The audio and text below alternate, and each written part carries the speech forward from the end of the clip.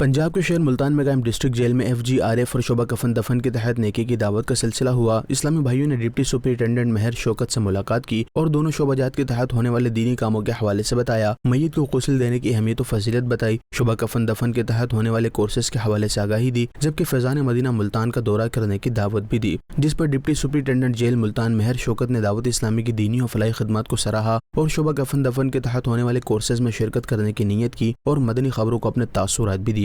شعبہ کفن و دفن، جس میں انٹرنیٹ پہ انہوں نے باقاعدہ ایپ کے ذریعے تعلیم و تربیت کا شعبہ بھی رکھا ہوا ہے۔ اس میں فیضان مدینہ میں مختلف سیشن اور کورسز بھی ہوتے ہیں۔